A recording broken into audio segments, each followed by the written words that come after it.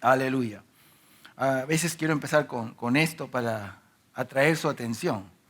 Es curioso, hace un par de semanas leí una publicación, esto ya le he contado a algunos, una publicación era una factura. Y curioso decía por el hecho de cómo a veces se usa la palabra. Y una publicación era una factura, y la factura decía, funeraria, hasta aquí nos ayudó Jehová.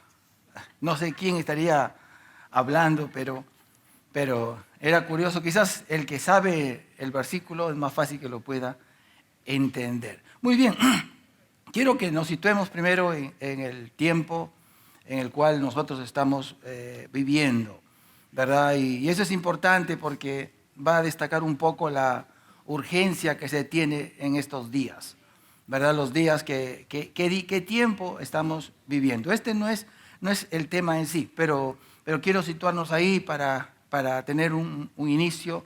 Y estamos viviendo, ¿qué tiempo espiritual? Estamos viviendo el final de, como dice la palabra, el presente siglo malo, ¿verdad? Y lo siguiente que viene es el tiempo de reinado de nuestro Señor Jesucristo, es la era venidera. Pero dentro de, digamos, el satanismo, también ellos están esperando un tiempo, una nueva era también. Y esa nueva era ellos la denominan la era de Acuario, donde el anticristo va a ser encumbrado. Y eso se va a dar durante la última semana de este tiempo que vivimos nosotros, que es este siglo presente, al que la Biblia denominó que era un presente siglo malo. Satanás está trabajando para este fin, para este propósito que tiene de traer a la tierra o manifestar a este representante suyo. Pero, ¿cuántos se dan cuenta que Dios también está trabajando con su iglesia? Dios también está trabajando con nosotros, como dice su palabra, a fin de presentar perfecto a todo hombre en Cristo Jesús. Así que Él, como dice también las Escrituras, la buena obra que comenzó, la terminará hasta el día de Jesucristo. O sea, muy pronto, así como estamos escuchando la palabra vez tras vez, muy pronto las tinieblas van a cubrir la tierra. Pero en mayor dimensión vamos a ver nosotros la gloria de Dios. Vamos a ver la gloria de Dios manifestarse. Y si nosotros miramos correctamente, vamos a decir también como los ángeles que están en la presencia de Dios, dicen, la tierra entera está llena de tu gloria. Así que eso es lo que vamos a ver nosotros, pero nos ha tocado vivir estos tiempos. O sea, nos ha tocado vivir los tiempos quizás más difíciles y más, digamos, malos, críticos, decisivos de la humanidad, pero también van a ser los días más gloriosos, que van a seguir creciendo en intensidad hasta que la iglesia sea llamada al reino del Padre, hasta que nos vayamos a casa. Pero estos son los días que vivimos nosotros. Pero los tiempos del fin no son el propósito hasta ahora. ¿Sabe que toda la palabra de Dios es buena? Toda la palabra de Dios es importante para nuestra vida. Pero el énfasis de Dios está en ser luz y cómo serlo. Y esto es lo más importante para nosotros ahora. Todos los tiempos de Dios son importantes, pero también son necesarios. En la Biblia nos damos cuenta, en la historia de Israel, hay tiempos para acampar, para ser entrenados, para conocer más a Dios, y hay tiempos también para salir a la guerra.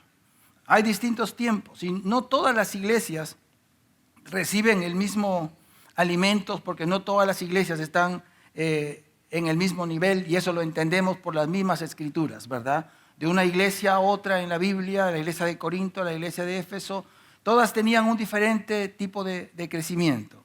Pero Jesús, nuestro Señor, Él está trabajando con cada iglesia y cada hijo suyo que está sobre la tierra a fin de presentarse una iglesia que sea santa, sin arruga, una iglesia poderosa, equipada para estos tiempos del fin.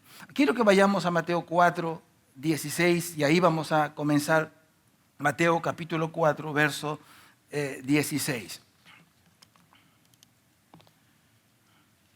Estos lentes, veo bien lo que está escrito, pero si los veo a ustedes, los veo borrosos. Voy a tener que estar subiendo y bajando. Mateo 4, 16. Dice ahí la escritura. Yo lo veo a mi pastor que tiene los mismos, los mira a ustedes y los mira acá y los mira, pero yo no puedo con estos. Mateo 4, 16. Dice allí: el pueblo asentado en tinieblas vio gran luz, y a los asentados en región de sombra de muerte, luz les resplandeció. Esta era la escena, cómo estaba el mundo en los tiempos cuando nuestro Señor Jesucristo vino, cuando Jesús entró en escena. Entonces, el mundo entero se hallaba a merced de Satanás y la Biblia dice, estaba en oscuridad. Dice la Escritura: el pueblo asentado en tinieblas vio gran luz, y a los asentados en región de sombra de muerte, luz les resplandeció. La realidad es que Satanás ama esta condición, y amaba esta condición porque sus obras, las obras del diablo, iban a quedar ocultas. Él odia la luz porque ésta le expondría como el autor, ¿verdad?, de todos los males que tiene la humanidad. La luz sencillamente le iba a Satanás a quitarle la careta para siempre. Entonces dice la Biblia en Juan 1:9, noten que la luz no solamente expuso al engañador, sino también expuso a los hombres. Y en Juan 1:9 dice la Escritura: aquella luz verdadera que alumbra a todo hombre venía a este mundo. La verdad es clara cuando hay luz, ni Satanás ni la gente pueden hacer las obras malas, tortuosas de las tinieblas que esperan, como cuando la luz está apagada o el evangelio está encubierto. Sencillamente Satanás detesta la luz. Y mientras Jesús estaba en la tierra, dice la palabra, Jesús era la luz de este mundo. Algunos se acercaron a la luz, otros se alejaron. Natanael, la mujer del pozo, Zaqueo, por contar algunos personajes, ellos se dieron cuenta de que no se está jamás solo mientras Jesús está vivo. Había llegado alguien que lo ve todo y lo sabe todo. Y a Natanael Jesús le dijo: antes que Felipe te llamara, cuando estabas debajo de la higuera, te vi. La mujer del pozo dio testimonio diciendo: me ha dicho todo lo que he hecho. Jesús le dijo a Zaqueo: Zaqueo. Nadie le habló acerca de él, pero él quería ver a Jesús. Le dijo: Zaqueo, date prisa, desciende, porque hoy es necesario que pose en tu casa. Todos ellos respondieron con humildad. Sin embargo, esta no fue la respuesta común que nosotros encontramos en las Escrituras de todos los hombres cuando la luz vino sobre ellos. Los fariseos también fueron ellos expuestos en sus obras, en sus malos pensamientos, y ellos fueron arrinconados. Pero para ellos era demasiada luz, demasiada exposición, y ellos buscaban recuperar esa oscuridad. Y así es como funciona el pecado. El pecado prospera en la oscuridad. Como las bacterias que necesitan la humedad para vivir, el pecado también necesita este tipo de entorno. O sea, el pecado vive de la oscuridad y allí se desarrolla. Cada vez que los creyentes, la iglesia, irradia la luz de Cristo, al mundo no le va a gustar. Ellos van a ser expuestos, van a querer correrse o esconderse, y en algunos casos van a perseguirnos. Lo que Jesús dijo que íbamos a ser nosotros perseguidos. Pero no es todo lo que la luz hizo. Vamos a 1 de Juan 1:8. La luz no solo mostró lo malo del hombre o la clase de vida agradable que Dios esperaba de nosotros, sino también la gracia de Dios. Dice la Escritura, 1 de Juan 1:8, Perdón, ese no es el versículo.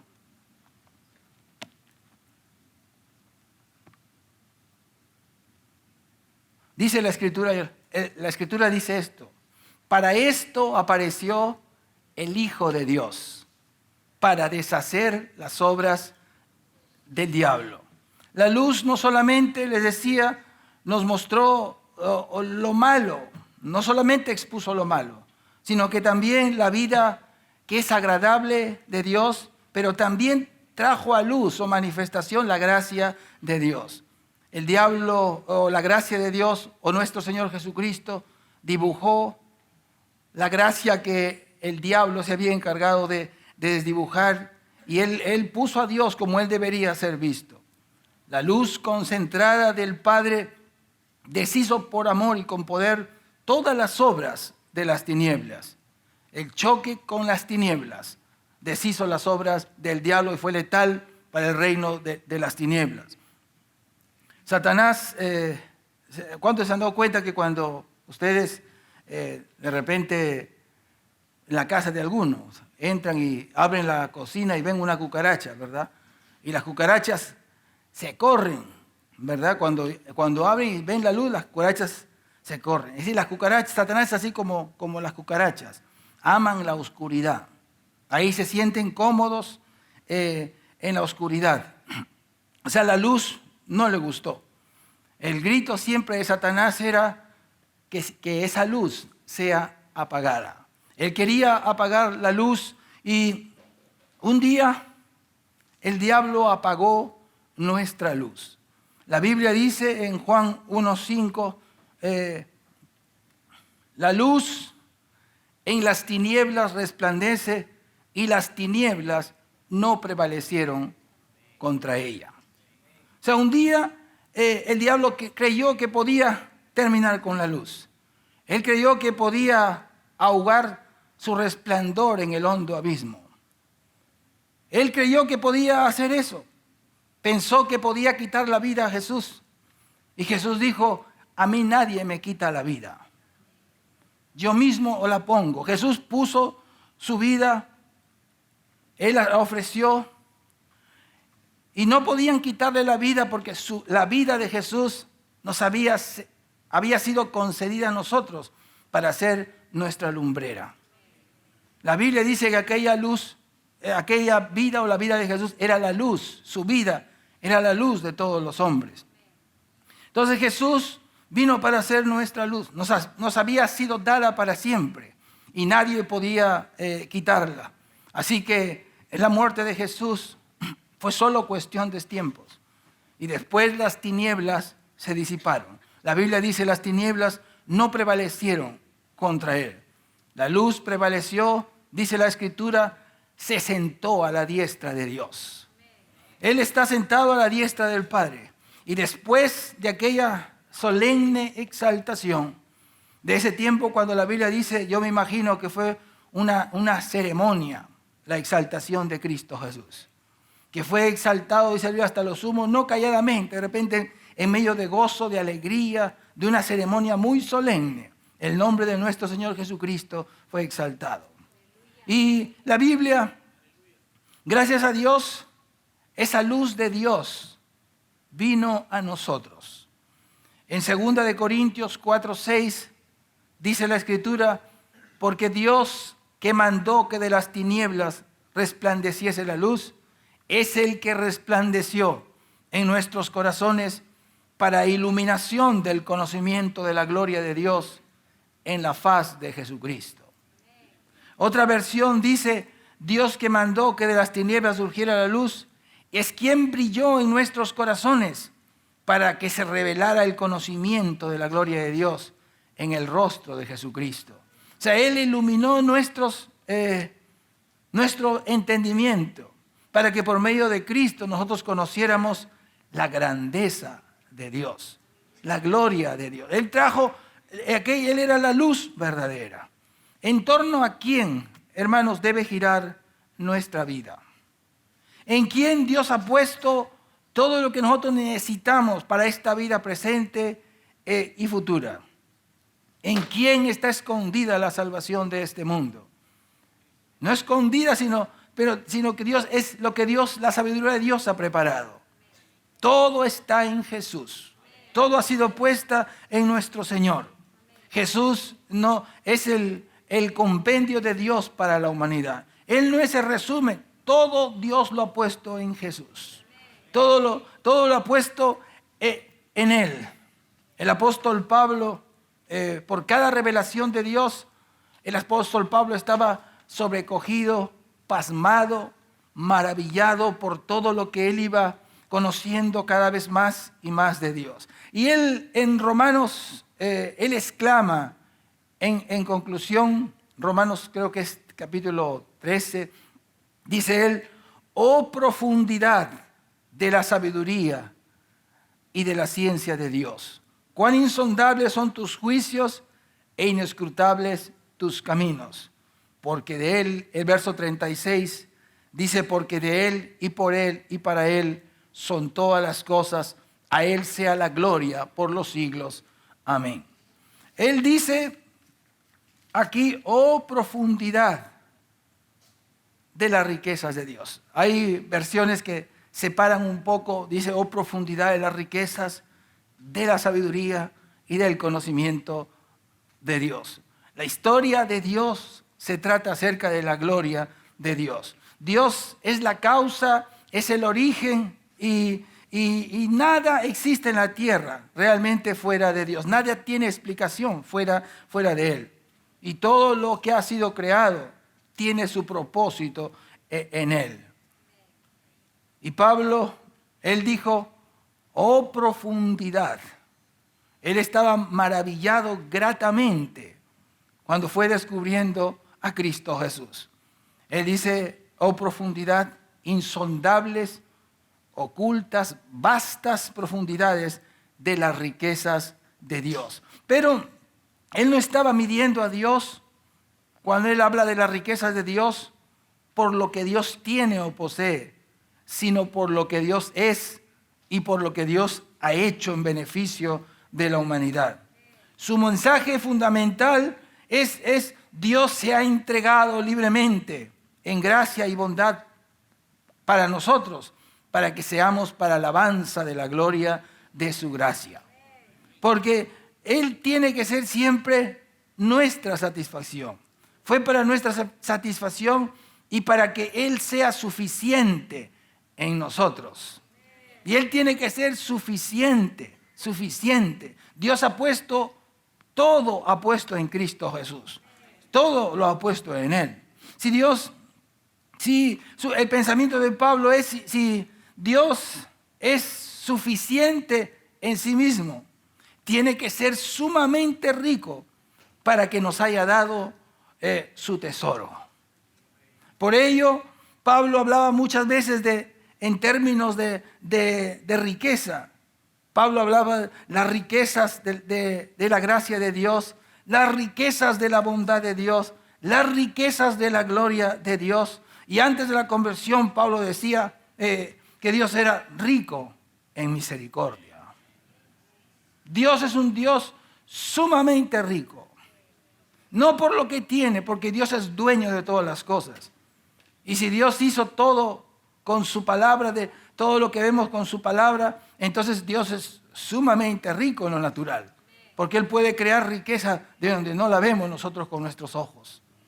Pero Pablo está exaltando a Dios no midiéndolo por eso, sino midiéndolo por lo que Él ha hecho. O sea, Dios tuvo que ser un Dios rico en amor, en muchas de sus virtudes.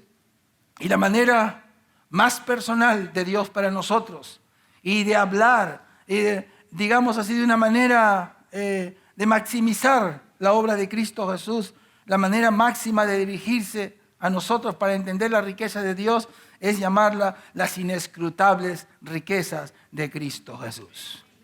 Hermanos, ahí no es solo las riquezas que Dios da, sino las riquezas que Dios es. La riqueza que Cristo Jesús debe constituir para nuestro Dios, para nosotros. O sea, Jesús es el tesoro de Dios y es valioso ante los ojos del Padre. Y eso mismo debe significar para nosotros. Él es las riquezas inescrutables del Padre que no tienen comparación, que no se pueden medir. Esas riquezas vastas que tú necesitas, que yo necesito, que el mundo necesita. Todo está puesto en la persona de nuestro Señor Jesucristo. La Biblia dice, en Él están escondidos todos los secretos, todas las riquezas de la sabiduría y el conocimiento. Todo está en Cristo Jesús. Y todo eso ha sido dado a la iglesia. Muchas cosas, hermanos, van a ser resueltas en nuestra vida cuando le demos a Jesús el valor que Él tiene. Cuando le busquemos como el más grande tesoro que Él es. Y esta luz ha resplandecido en nosotros. La Biblia dice en 2 Corintios 4:7, pero tenemos este tesoro en vasos de barro, para que la excelencia del poder de Dios o la excelencia del poder sea de Dios y no de nosotros. El apóstol Pablo sabía que no tenemos ninguna fuente de luz en sí mismos. Fuera de Él no tenía ninguna riqueza. Fuera de Él no tenía absolutamente nada. Así que lo que Pablo decidió es vivir su vida para Él. Jesús le dio el ejemplo con su propia vida para que, como dice la Escritura, sigamos sus pisadas. Para que sigamos lo que Jesús hizo. La Biblia dice que su vida era la luz de los hombres. Y aunque Jesús le dijo a Pablo en Hechos 13:47, noten ahí lo que dice la Escritura. Jesús le dijo a Pablo aquí, te he puesto para luz de los gentiles, a fin de que seas para salvación hasta lo último de la tierra. El apóstol Pablo sabía, como sabemos nosotros, que aquella luz verdadera vino a este mundo. Y el apóstol Pablo sabía que su luz, su vida de Jesús, era la luz de los hombres. Que Él era la verdadera luz. Y la mejor manera que el mundo pueda ver esta luz es muriendo a uno mismo. Desde aquel encuentro que Pablo tuvo con el Señor, todo el intento del apóstol Pablo era llegar a conocerle aún más. O sea, todo el intento de su vida, conocerle más, conocerle más, conocerle más, conocerle más. Nunca vamos a realmente llegar a conocer todas las riquezas que Él tiene. Así que Él ya no viviría para Él, sino para aquel que murió por Él. El apóstol Pablo había conocido la luz del verdadero amor. Un amor sin egoísmo, sin condiciones, que lo soportó todo para morir. ¿Verdad? Él conoció todo esto, aunque no de primera mano por revelación, pero él nunca había conocido un amor tan puro y tan desinteresado. Así que él sabía que él era lo que el mundo necesitaba. Y el apóstol Pablo decía en su vida, cada día muero, cada día muero, cada día muero. Y esto, como dice la Escritura, hasta que Cristo sea moldeado en nosotros. Hasta que Cristo sea moldeado.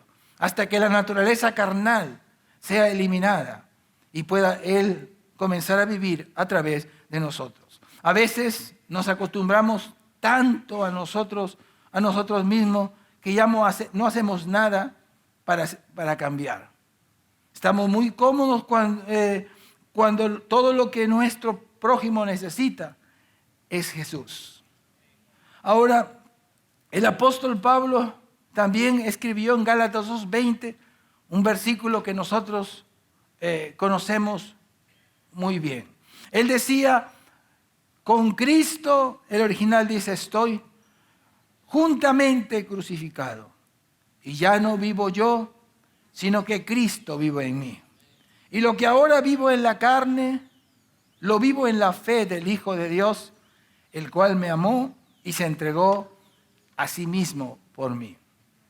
Solo, hermanos, la Biblia dice, en tu luz veremos la luz.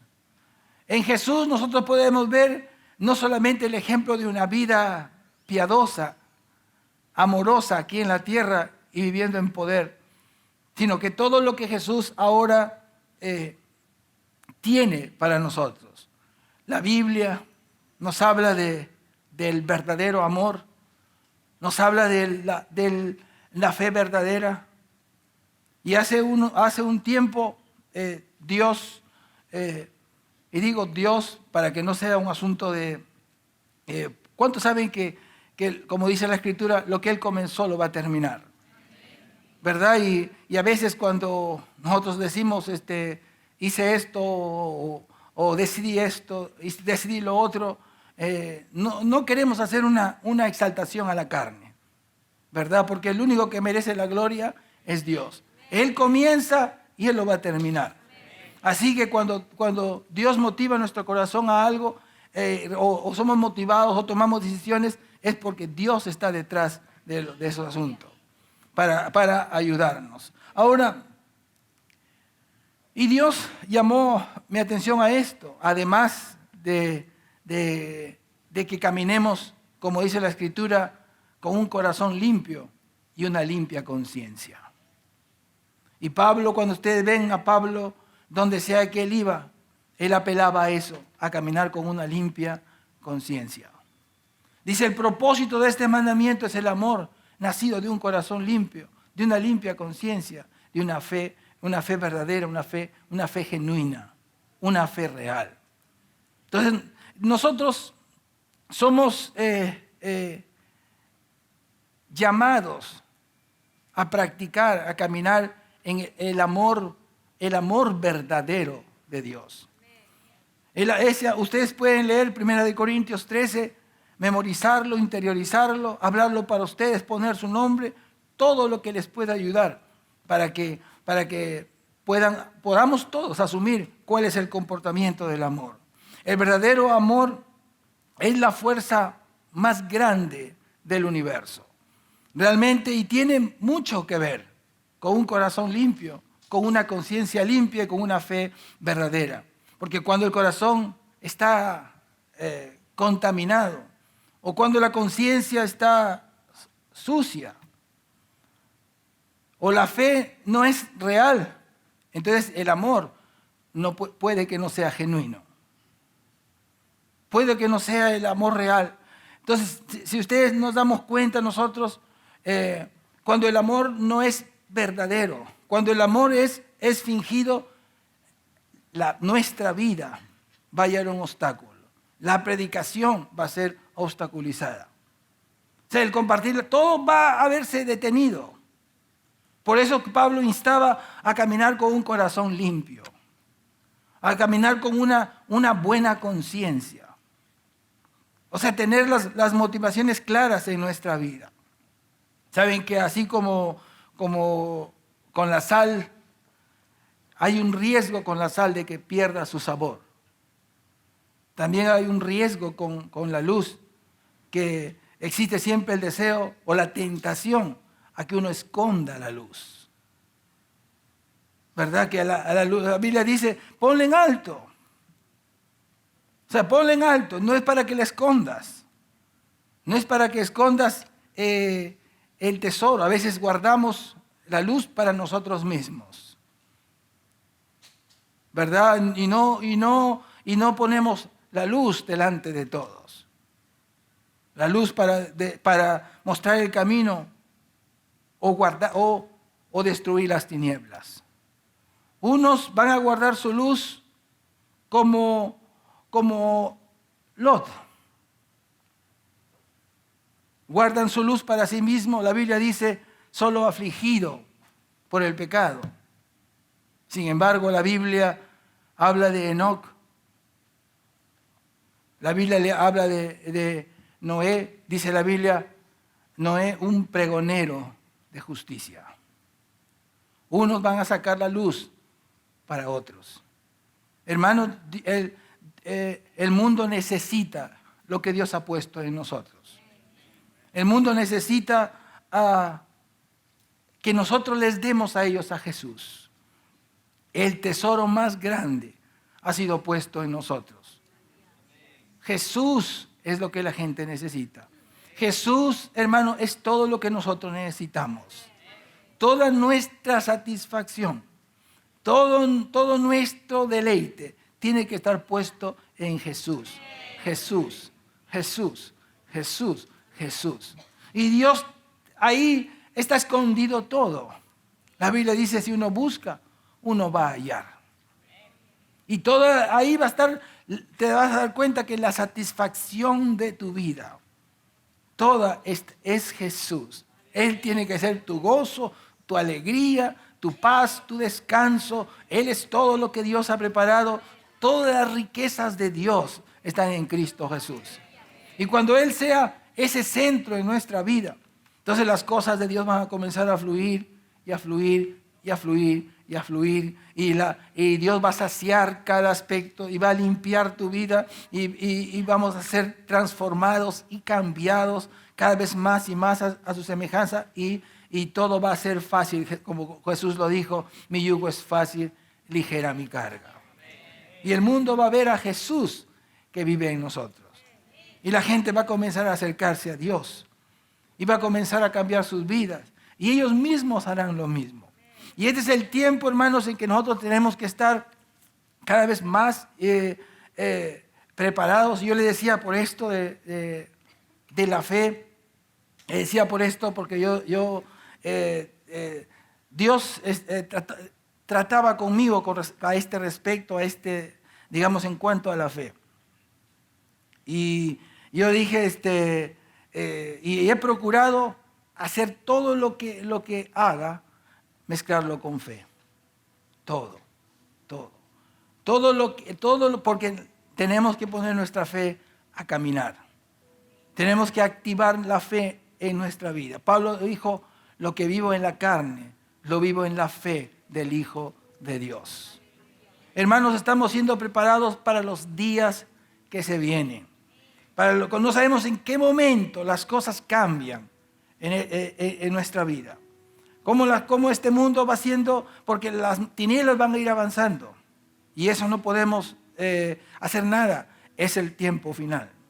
Dios está tratando con nosotros y preparándonos. Usa tu fe. Yo decía hace no sé en qué momento, pero hace ya unos años, el hueso de la cadera o de aquí se comenzó a desplazar un poco. Entonces eso es lo que me hace cojear. Pero yo he dicho, yo no me voy a quedar así. ¿Ya? Yo no me voy a quedar así. Entonces yo he visto en ocasiones la mano de Dios y la gracia de Dios.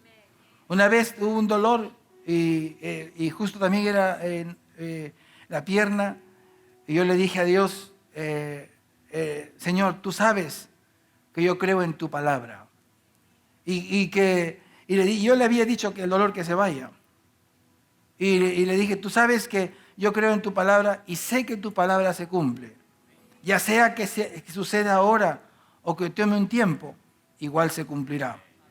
Solamente le dije, Señor, pero me molesta. Y inmediatamente se desvaneció el dolor. Yo sé que, hermanos, Dios es un Dios fiel. Es un Dios fiel y va a haber un tiempo, hermanos, en que Él tiene que ser ahora todo lo que nosotros necesitamos. Porque va a haber un tiempo que nos daremos cuenta de que Él será todo lo que necesitamos cuando todo nos sea quitado. Él va a ser todo. Y se van a dar cuenta que todo está en Cristo Jesús. Que en Él, cuando no haya medicinas, Él será el sanador. Cuando no haya doctores, Él será tu sanador. Cuando no haya comida, Él será tu proveedor. Él será quien te guardará. O sea, nos vamos a dar cuenta de que Él es todo. Él es todo. Y este tiempo es un tiempo donde nosotros necesitamos comenzar a activar nuestra fe. Dios necesita el amor puesto en nuestro corazón. Dios necesita que nosotros amemos a este mundo así como Él ama. Él nos ha dado ejemplo. Y Pablo cuando citó 1 Corintios 13, todo lo que él habló, todo lo que él lo había entendido y comprendido así de Cristo. Entonces nosotros tenemos que practicar el amor genuino, practicar la fe, caminar con limpia conciencia, caminar con un corazón limpio. Tenemos que practicar la palabra de Dios y acercándonos a Él en su fuerza. Pablo dijo, todo lo puedo en Cristo que me fortalece. Todo lo puedo. Y esa palabrita de todo lo puedo está hablando de esa suficiencia de Dios, de ese poder para hacer cualquier cosa a través de Cristo que nos fortalece. Él es nuestro tesoro. Él es nuestro tesoro. Vamos a orar, dar gracias a Dios.